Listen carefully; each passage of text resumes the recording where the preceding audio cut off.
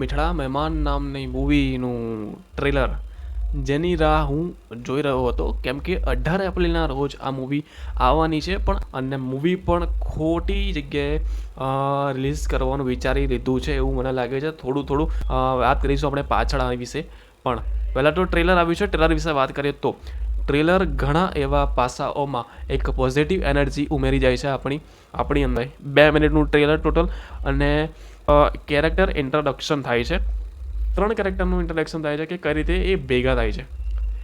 એકબીજાને જાણતા નથી હોતા, ત્રણેયની સ્ટોરી અલગ હોય છે, ત્રણેયનું લાઈફસ્ટાઈલ અલગ હોય છે, પણ કઈ રીતે ભેગા થાય છે તે આપણી આ મૂવી જે ટ્રેલરની અંદર બતાવવામાં આવ્યું છે કે યશ સોની જે છે તે છોકરી ના પાડે છે, તેનાથી ડિપ્રેશનમાં ચાલે છે અને કરવાનું વિચારે છે આત્મહત્યા, જે આજકાલના બધા છોકરાઓ છોકરી ના પાડે છે બ્રેકઅપ પછી વિચારે છે. એ જ યશ સોની વિચારે છે કે હવે મારે જીવવું નથી, that is the end of the my life. આરોહી પટેલ અને પછી આવે છે જે મિત્ર ગઢવી. તો આ ત્રણેયનું મીડઅપ કઈ રીતે થાય છે આ ટ્રેલરની અંદર એ દર્શાવ્યું છે પહેલું તો. અને કેબ ડ્રાઈવર ઘણા અર્થે બહુ સારી ભૂમિકા છે, અને જે ડાયલોગ ફ્લુઅન્સલી જે બોલાવ્યો છે તે પણ સારું એવું વાઇબ આપી જાય છે. જોઈને મૂવી જોવાનું એક પ્લસ પોઈન્ટ આપણી સામે ઊભું કરી જાય છે એઝ અ ડાયરેક્ટરની રીતે, અને પ્લસ કેરેક્ટરો જે યશ સોની હોય, આરોહી પટેલ હોય અને મિત્ર ગઢવી, અને પ્લસ અમે 28મી સેકન્ડે ફર્સ્ટ ડાયલોગ આવે છે યશ સોનીના મુખેથી, યશ સોનીના, અને જે ડાયલોગ આવે છે ને ભાઈ એક અલગ જ ભાઈ આપી જાય છે. જે ડાયલોગ તમે સાંભળશો તો તમને એક અંદાજો આવશે, યા ફિર જે ડાયલોગ તમે સાંભળશો તો તમને એક મોઢા પર એક સ્માઇલ આવશે, સ્મિત આવશે. જે કેટલા ફ્લુઅન્સી તે ડાયલોગ બોલે છે ને એ વાહવાઈ બટોરે એવું છે. એ ડાયલોગ રાઇટિંગ ઉપર પણ ભાર ઘણું એવું આપવામાં આવ્યું છે. એવું આ ટ્રેલર કહી જાય છે કે ડાયલોગ ડિલિવરી, ડાયલોગ જે લખાવટ છે એ પણ સારી એવું ભાર આપવામાં આવ્યું છે. જે કેબ ડ્રાઈવર છે તેમની પણ જે ડાયલોગ લઈ રહી છે એ પણ ફીકી પડે એવી નથી, તે પણ ઘણો એવો નશો કરાવી દેશે તમને એવું લાગે છે. જે કેબ ડ્રાઈવરનો જેણે જે રોલ કરે છે તે વ્યક્તિ પણ ભારે એવો રોલ પોતાની ઓળખ આ મૂવીની અંદર છોડી જશે, છાપ છોડી જશે. Note my word. એક એવું વાતાવરણ ઊભું કરે છે કે જે કેરેક્ટર જેટલા બી છે એની જોડે તમે કનેક્ટ થઈ જશો, વહેલી તકે કનેક્ટ થઈ જશો, કે કોઈ ડિફિકલ્ટ નહીં થાય, ડિફિકલ્ટ નહીં લાગે કોઈ પણ કેરેક્ટર જોડે તમને કનેક્ટ થવા માટે. એવું લાગી આવે છે, એવું વાતાવરણ ઊભું કર્યું છે કે જલ્દી ફટાફટ તમે ગમે તે કેરેક્ટરની સાથે એક કનેક્ટિવિટી, હૃદયથી દિલથી કનેક્ટિવિટી દાખવી લેશો.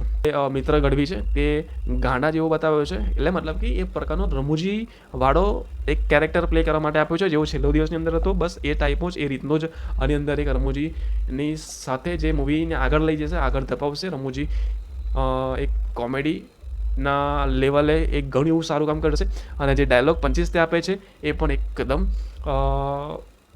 સારા એવા કહી શકાય કે જે ડાયલોગ તેના હાથે આવે છે અને જે તેની આવડત છે બોલવાની, એ તમારા મોઢે સ્માઇલ આપવા માટે બરાબર છે.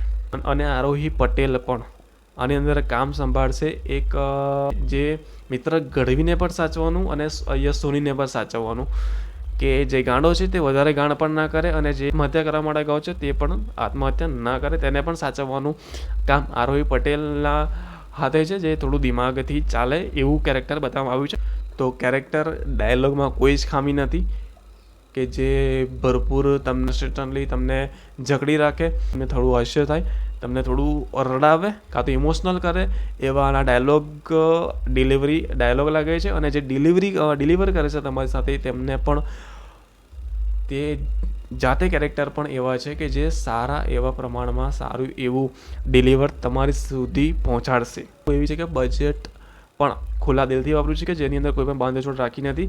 એ પૂરેપૂરું વર્ક કેમેરાની અંદર હોય, સિનેમેટોગ્રાફી જેને કહે છે તે પણ, કેમેરા એંગલ પણ ઘણા એવા સારા અર્થે યુઝ થાય છે.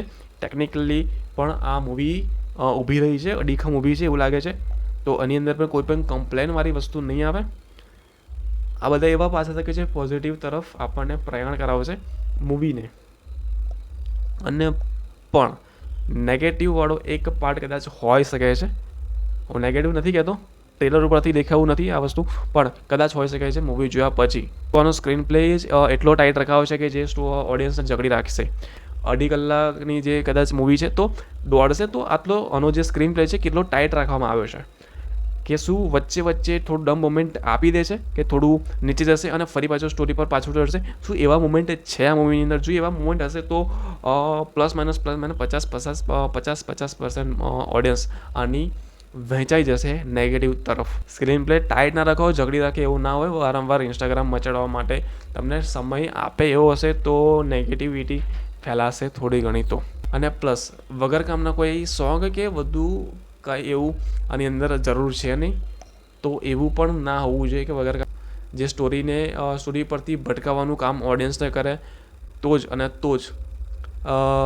પૂરી જે ફિલ્મ છે એ આખું પેકેજ એન્ટરટેનમેન્ટ તરીકેનું આખું પેકેજ જાહેર થશે ઓડિયન્સ માટે અને વર્ડ ઓફ માઉથથી પણ ઘણું એવું બોક્સ ઓફિસ ઉપર ધૂમ મચાવશે.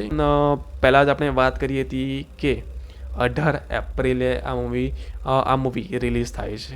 બ્લોકબસ્ટર રહેલી કેસરી મૂવીનું સિક્વલ કેસરી પાર્ટ 2 જેની ચર્ચાઓ ઘણા હદ સુધી વધી ગઈ છે તે પણ આ જ દિવસે રિલીઝ થવાનું છે 18 એપ્રિલે. કેસરી 2 અક્ષય કુમાર સ્ટારર, જેમની કેસરી મૂવી એકદમ બ્લોકબસ્ટર રહી હતી, લોકોના દિલમાં આજે પણ વસે છે, અને એ જ મૂવીનું સિક્વલ કેસરી પાર્ટ 2 અને જેને મધ્યમાં જેની સ્ટોરી છે જાલિયાવાલા બાગની, જેના ઇમોશન સાથે ઓડિયન્સ ઓલરેડી જોડાઈ ગઈ છે, તે જ મૂવી રિલીઝ થવાની છે 18 એપ્રિલે. તો શું સ્ક્રીન ઓછી મળશે, વહેંચાઈ જશે? ઘણા એવા સવાલો ઊભા કરી દીધા છે મીઠા મહેમાન માટે પણ, કેમ કે ઓલરેડી થિયેટરની અંદર ઘણી એવી મૂવી ચાલે છે જેવી કે ઓલ ધ બેસ્ટ કહો, ફાટીને કહો, ઉમરો કહો, તેમ છતાં શું મીઠા મહેમાનને એટલી ઓડિયન્સ મળશે? કાં તો ફરી જે સ્ક્રીન મળશે જેટલી, કેમ કે કેસરી 2 ને સ્ક્રીનમાં ઘણો એવો વધારો કરી શકે છે, તો એના પ્રમાણમાં મીઠા મહેમાનની સ્ક્રીનમાં ઘણો એવો ઘટાડો પણ થઈ શકે છે, જેથી કન્ટેન્ટ સારો હોય, સ્ટોરી સારી હોય, મૂવી ઘણા અર્થે સારી હોય, તેમ છતાં